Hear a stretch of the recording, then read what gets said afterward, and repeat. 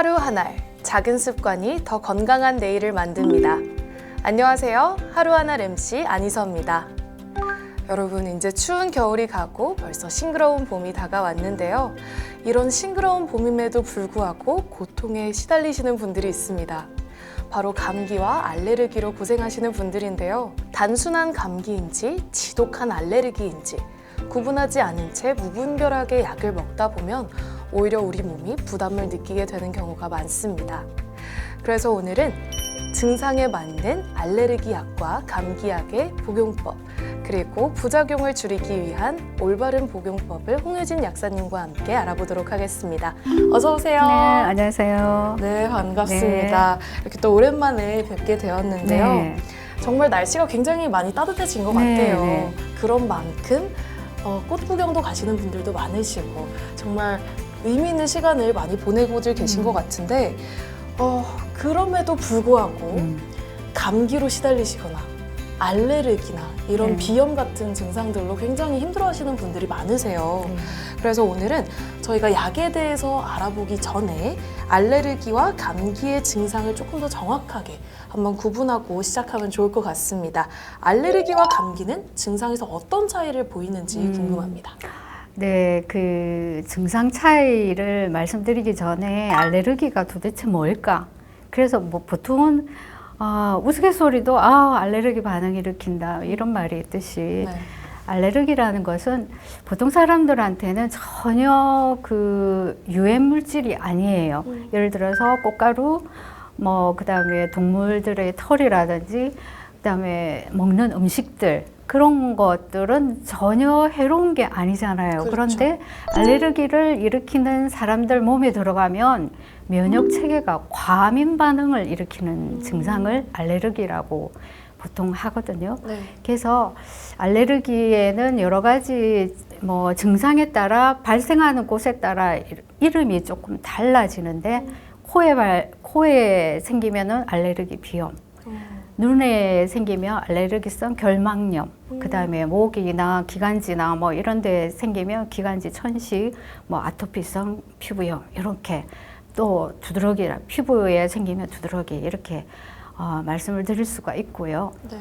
그다음에 감기에는 보통 일주일, 약을 먹어도 일주일, 약을 안 먹어도 7일이면 낫는다라는 감기가 보통은 10일이면 끝을 내요. 그런데 알레르기는 거의 며칠에서 몇 주 아니면 몇 달씩 그 계절이 꽃가루 알레르기가 있으면 계절이 바뀌어야 되겠죠. 그렇죠. 예, 그런 식으로 장기전으로 가는 경우도 있고, 감기는 인후통이 있고, 콧물, 또 재채기, 코막힘도 물론 있겠지만 열이 동반될 수도 있고 근육통이 있을 수도 있습니다. 그런데 알레르기는 열이 있거나 근육통이 있거나 이러지는 않고요. 인후통도 잘 없어요. 대신에 콧물이 맑은 그쵸. 콧물이 주르륵, 재채기도 연거번 여러 번 이렇게 하는 경우, 이러는 거는 알레르기성 비염이라고 보통은 말을 합니다. 그런 차이는 조금씩 있습니다. 그렇군요. 뭔가 알레르기라고 하면 특정 유해 물질 때문이 아니라 그렇죠? 어떤 말씀하신 것처럼 꽃가루라든지 개털 이런 것들로 인해서 생기는 반응이고, 감기라고 하면 바이러스인 거죠. 네네. 그래서 여러 가지 어떤 증상들이 있는데 네. 이렇게 말씀해 주신 것들을 함께 보시면서 오늘 이야기 본격적으로 시작해 보도록 하겠습니다. 제가 궁금했던 것 중에 한 가지가 더 있는데, 왜냐하면 저에게도 비염이 있습니다. 네, 그래서 저는 비염 수술을 한 적도 있어요. 이게 너무 심각해서. 근데 어떤 분들은 이렇게 생각하시는 분들이 계시더라고요. 감기가 오래 가면 이게 비염이 될 수가 있다 라고 이야기를 하시기도 하는데, 정말로 감기를 방치하게 되면 비염으로 이렇게 이동이 되거나 옮겨지거나 하는 경우가 있나요? 네, 비염은 알레르기성 비염이 있고 비알레르기성 비염이 있거든요. 근데 비알레르기성 비염은 대충 보면은 감기 후에 코 같은데 이제 부비동염 같은 게 있을 수가 있거든요. 우리가 부비동염 하면 축농증 아시죠? 이게 구멍이 내쌍이 있는데 거기에 이제 이 콧물 같은 게 차여가지고 이렇게 고름같이 이렇게 누렇게 이렇게 생성이 되는 거거든요. 이게 굉장히 괴로워요. 머리도 아플 뿐더러 이게 답답하고 그러니까 이제 그런 것 때문에 결국에는 거기에 여러 가지 약물을 쓰다가 안 되면 마지막 단계가 수술이거든요. 네. 아마도 증상이 조금 심하지 않았나 제 생각에는 그런 네, 생각이 네. 듭니다. 네. 맞습니다. 사실 저는 감기를 정말 달고 사는 사람이거든요. 네네. 뭐 환절기만 됐다고 하면 항상 감기에 걸리고는 하는데 잘 낫지를 않아요. 네. 그래서 제가 봤을 때도 이렇게 발전이 된 게 아닐까. 네, 이런 생각을 좀 해봅니다. 네. 아, 그리고 또 한 가지 궁금한 점이 있는데요. 이렇게 알레르기를 겪으시는 많은 분들께서 또 하시는 생각 중에 보통 알레르기 약은 다 똑같지 않나 해서 그냥 무분별하게 뭐 약국에 가서 알레르기 약을 그냥 이렇게 사서 드신다든지 네. 이런 경우들이 있는데, 근데 제가 알기로는 그 종류가 생각보다 다양하다고는 네, 알고 있어요. 네. 그래서 어떻게 다른지 그 종류에 대해서 좀 설명해 주시면 감사하겠습니다. 알레르기 약은 보통 한 4-5개가 있는데 한번 제가 이야기를 드려보겠습니다. 처음에는 항히스타민제가 있습니다. 그 다음에 두 번째는 르코트리엔 조절제, 세 번째는 코 충혈 제거제, 네 번째는 스테로이드제. 네. 예, 이렇게 이제 보통은 이제 하기도 하는데, 이제 히스타민제는 우리 몸이 이제 그 알레르기의 주범이 히스타민이에요. 결국에는. 그래서 이제 이 히스타민을 작용을 억제하는 게 항히스타민제인데, 1세대, 2세대라고 하기도 하고 1세대, 2세대, 3세대가 3세대로 칭하기도 하는데, 사실은 항히스타민제 하면 제일 먼저 떠오르는 게 졸음일 거예요. 졸음이 많이 오는 게 1세대고요. 네. 2세대, 3세대는 그 졸음을 많이 완화시키고 그 유효 성분을 조금 더 활성화시켜 가지고 또 그 약은 또 더 좋게 만들고 또 부작용은 적게 만들고 네. 그런 게 항히스타민제 2세대, 3세대고요. 그 다음에 르코트리엔, 좀 말이 좀 어렵죠. 많이 르코트리엔 어렵네요. 조절제라는 게 있는데, 이거는 코막힘을 주로 일으키는 게 이제 염증 물질이에요. 이 르코트리엔이라는 애가 코막힘에 가장 주가 되는 염증 물질이거든요. 이거를 차단시켜주는 약이에요. 그래서 코가 막힌다든지 아니면 기관지에 또 아니면 두드러기가 난다든지 보통 기관지가 조금 안 좋을 때 같이 이제 많이 먹게 되는 거고요. 세 번째는 비충혈 제거제라고 아까 말씀드렸는데, 네. 그거는 이제 먹는 약도 있고 비강으로 이제 코 안에 공간에 이제 쏘는 스프레이도 있거든요. 근데 보통 이런 약들은 이제 코를 금방 먹으면 코가 그냥 뻥 뚫혀요. 기분 좋게 뻥 뚫히는데, 이제 이거는 코 안에 혈관을 수축시켜 가지고 이제 그 코가 이렇게 이제 그 알레르기 반응을 일으키면 이렇게 부종이 생기거든요. 코 안에 그렇죠. 이렇게 부으니까 그거를 혈관을 수축시키면은 아무래도 부종 부었던 게 조금 쪼그라드니까 그 산소가 드나드는 공간이 있으니까 코가 뚫리는구나 이런 네. 그런 느낌을 받게 되거든요. 그런 먹는 약도 있고 스프레이로 뿌리는 약이 있습니다. 그 다음에 스테로이드 제제가 있는데, 이거는 상당히 진짜 좋은 약이에요. 항염증 작용을 하는데, 사실은 스테로이드가 전신 작용을 하게 되면 부작용이 또 만만치 않기 때문에 전신 작용을 하는 먹는 약은 뭐 3일에서 한 일주일만 먹고, 그 외에는 또 그 스프레이로 뿌리는 게 있거든요. 그거를 사용하면 훨씬 효과적으로 좀 그 코막힘 이런 게 조금 많이 완화가 되고, 또 가려움증. 네. 이게 코로 했는데 그 주위에 있는 눈 가려움이나 이런 것까지 조금 완화를 시켜주거든요. 예, 그런 작용을 하는 4가지 제가 네. 설명을 드렸습니다. 아주 대표적인 그런 네네. 알레르기 그렇죠. 약들이었던 것 같은데요. 네. 사실 굉장히 다양한 알레르기들이 많이 있다 보니 사람들이 이 약을 고를 때 그 기준을 두는 게 조금 어려울 수는 있을 것 같아요. 네. 알레르기 약도 종류가 너무 네. 다양하다 보니. 그래서 증상에 따라서 약을 선택하는 어떤 기준이 있다면 어떻게 하는 게 좋을지 궁금합니다. 아까도 잠시 말씀을 드렸을 텐데, 맑은 콧물이 쭉 나고 재채기가 나고 두드러기가 막 난 다음에 항히스타민제가 훨씬 빠르고요. 그 다음에 코가 막혀가지고 헥헥거릴 때는 류코트리엔 네. 조절제하고 그 다음에 스프레이, 비충혈 제거제 그 스프레이를 뿌리는 것이 낫고 단기적으로는 봤을 때는 장기적으로 봤을 때는 스테로이드 스프레이가 나은 것 같고요. 예, 그 정도고 그다음 복합적으로 나타난다. 이게 참 문제겠죠, 그죠? 그렇죠. 복합적일 때는 아무래도 스테로이드 쪽으로 가는 것이 조금 그 고통을 좀 빨리 해소시켜주는 오, 그렇구나. 예, 효과적입니다, 확실히. 그렇다면 말씀하신 것처럼 묽은 콧물, 투명한 콧물이 주룩주룩 난다 네. 할 때는 항히스타민제. 네네. 그리고 코가 막히고 뭔가 부어있고 한 것 같다 싶을 때는 말씀하신 것처럼 류코트리엔 조절제라든지 뭐 뿌리는 스프레이 네. 같은 거. 그리고 복합적으로 나타난다 했을 때는 최선의 어떤 최선책이라고 할까요? 라고 한다면 스테로이드가 가장 좋지 네네. 않나 이렇게 또 안내를 해주셨는데요. 우리 시청자 여러분들께서도 이번에 봄 정말 싱그러운 봄을 즐겁게 보내셔야 될 텐데 이렇게 고통을 겪고 계시다면 우리 약사님의 추천대로 이렇게 약을 복용해 보시는 것도 좋을 것 같습니다. 그리고 이거는 저도 굉장히 궁금했던 것 중에 하나인데 제가 비염으로 굉장히 고통스러워했다고 했잖아요. 저도 정말 수십 개의 코 스프레이를 사용을 했던 것 같아요. 네네. 어렸을 때부터 굉장히 오랫동안 사용을 해왔는데 그러면서도 궁금했던 게 이 스프레이는 과연 내성이 없을까? 이렇게 많이 뿌리고 자주 뿌리는데 내성이 없을까 걱정이 되기도 했어요. 그래서 얼만큼 사용을 해야 되는 건지 과연 내성은 없는 건지 궁금합니다. 근데 내성을 나타내는 스프레이가 있을 수가 있어요. 그래 사용 그 기간에 따라서.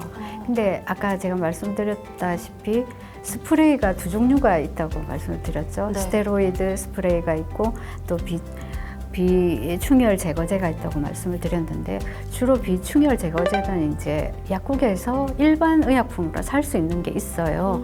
근데 이 약은 정말 한번 사용하면 금방 뭐 단기간에 코가 뻥 뚫히기 때문에 이거를 막 자주 사용할 수가 있는 것처럼 그렇게 하지만 이거는 3일에서 5일 정도만 사용을 하고 또 쉬어주고 그 다음에 좀 한 3일 사용하다가 이렇게 하면 내성이라고 말할 수 있는 그런 게 잘 생기지 않는데 네.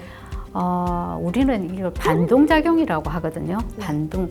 그러니까 공을 처음에는 이렇게 했다가 이거를 한 번 더 탕 치기면 더 세게 오를 수가 있잖아요. 이것처럼 이거를 제일 처음에 사용했을 때는 코가 잘 뚫히니까 또 자꾸 하는 거예요. 근데 제가 5일만 사용하세요. 약사님들이 5일만 사용하세요 했는데 잘 뚫히니까 한 7일쯤 사용했단 말이에요. 그러고 나서 끊었어요. 그러면 그 뒤에 더 센 코막힘이 오는 거예요. 그리고 그렇지 않으면 또 이걸 사용하지 않으면 코가 막혀가지고 도저히 안 되는 거예요. 그러니까 계속 이거를 찾게 되는 게 그게 이제 내성이라고 말씀하시는 그런 작용이고요. 네. 그 다음에 스테로이드로 제가 스프레이가 나온다고 말씀을 드렸는데 그거는 비충혈 제거제처럼 금방 뭐 뻥 뚫히는 작용은 나타내지 않아요. 그런데 이게 염증을 서서히 이제 뿌리면서 일정 시간에 일정 양을 계속해서 뿌려주면은 이게 이제 염증을 가라앉히는 작용을 하거든요. 그렇기 때문에 어느 시점에 가면 굉장히 편해지는 걸 느낄 거예요. 근데 그 시간이 조금 뭐 사람에 따라서는 뭐 5일이 될 수도 있고 7일이 될 수도 있고 그렇거든요. 네. 오히려 그런 거는 내성을 발휘하거나 그렇진 않아요. 아주 네. 아기들도 뭐 2세 이상 뭐 임신부도 사용할 수 있을 만큼의 어떤 그런 안정성이 확보가 된 그런 스테로이드 스프레이가 있거든요. 네. 예, 그런 제가 두 종류를 말씀드릴 수가 있을 것 같아요. 예. 대표적으로 두 가지 스프레이를 말씀해 주셨는데 비충혈제 스프레이 그리고 스테로이드 예. 스프레이. 예. 그런데 말씀하신 것처럼 첫 번째 그 비충혈제 스프레이라고 하면 보통은 3일에서 5일 정도를 권하신다. 네, 사용하기를. 네.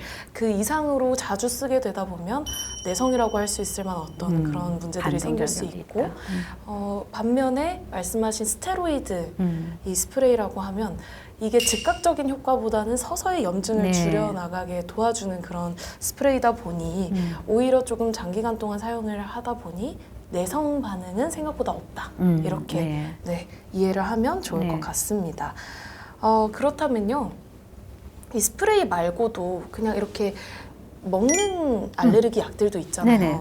근데 이렇게 많은 알레르기 약들이 있는데 이걸 먹다 보면은 뭐 내 옆에 있는 친구도 좀 비슷한 어떤 증상을 보여서 내 거를 주기도 하고 좀 이렇게 내가 받아 먹기도 하고 하는데 그럴 때마다 같은 효과를 느끼지 못하는 경우도 있어요. 뭔가 나는 괜찮은데 친구는 생각보다 효과가 없네? 이렇게 느끼는 경우도 있고 사람마다 조금 다르다고 생각이 되는 부분도 있는데요. 네. 어떤 분은 효과를 잘 느끼고 어떤 분은 잘 못 느낀다고 하는데 이런 차이점이 실제로 있는 건지 그것도 궁금합니다.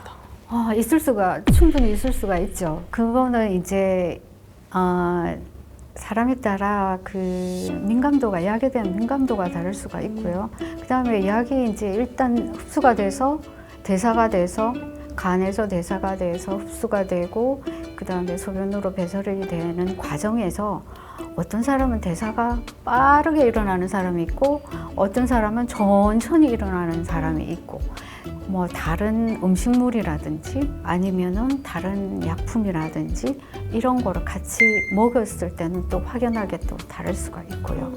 그 다음에 먹는 방법과 또 시간대 이런 거에 따라서도 달라질 수가 있죠.